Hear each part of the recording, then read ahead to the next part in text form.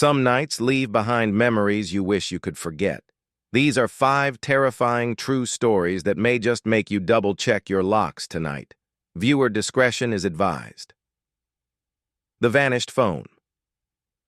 Last night, a friend dragged me out to a local bar's live music night. We got there just in time for the opening act, grabbed a couple of drinks, and settled in. A bit later, I reached into my pocket and realized my phone was gone. I checked our table, the bar, the bathrooms. Nothing. I borrowed my friend's phone and called my number.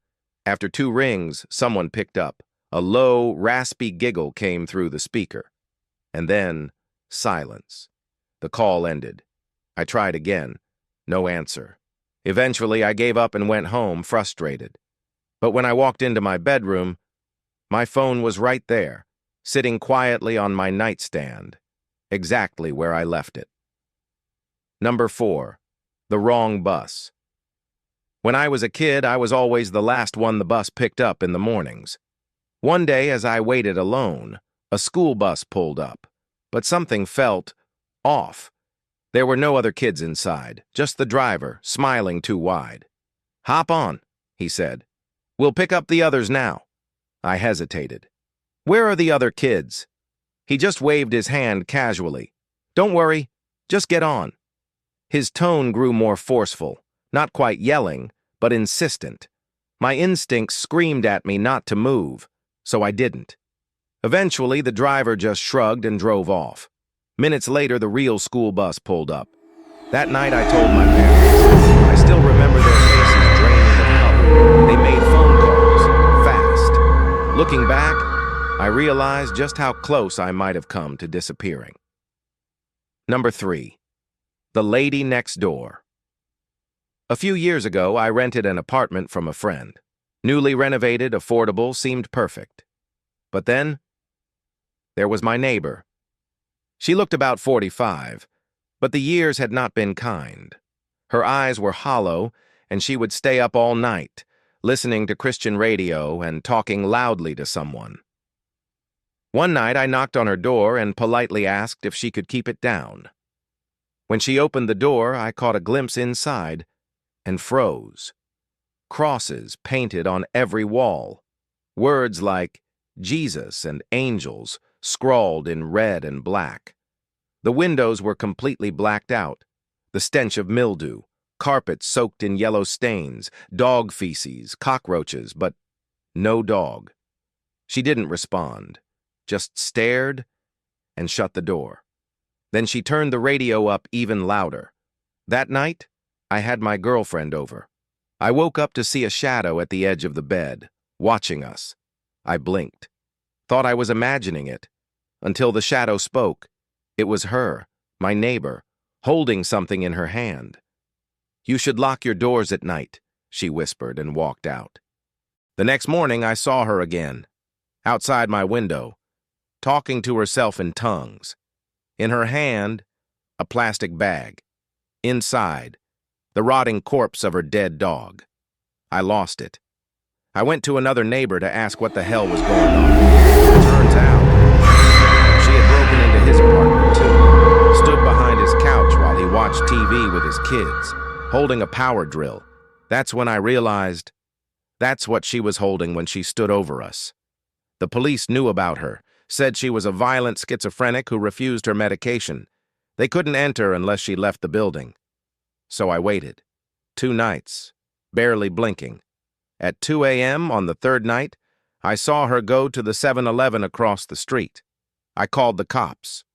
3 squad cars and a special van came within minutes. They restrained her and drove her off. It was like she had never existed. But I still dream about her face, watching me in the dark. Number 2. The Bike. I was finishing a night shift, just 15 minutes from clocking out, when I heard a loud crash. Someone had thrown a large rock through the office window. It was 11:30 p.m., and the entire industrial district was deserted. I called security and left the building, spooked but trying to stay calm. I ran to my car, jumped in, and locked the doors. But then it hit me. I never unlocked the car. It was already open. Heart pounding, I checked the back seat. Nothing. Just silence. Later that night, I called a friend who was out drinking. I decided to join him and hopped on my bicycle. As I rode, I heard someone behind me. A man slowly passed me and gave me the most deranged smile I've ever seen. That's when I noticed. He was riding my mom's bike. I bolted home in a panic. Her bike? Gone. And the rear door of my car? Wide open. Number 1. The 417 call. I used to work night shifts at a campground, 12 a.m. to 8 a.m. Just me in a small shack surrounded by forest. Early on, the guy I was replacing told me about a weird payphone a few feet away. He said it rang once every morning, always at 4:17 a.m. He never answered it. I brushed it off, probably some automated test call. In summer, I kept the windows shut and never heard it. But by August, I left them open. Sure enough, 4:17 a.m. The phone rang. It had the creepiest tone, like it was underwater. I got curious. One night, I set an alarm and answered the call. No sound, just heavy silence. I did it for a week. Same result. A month passed. Then one cold October morning, I decided to try again.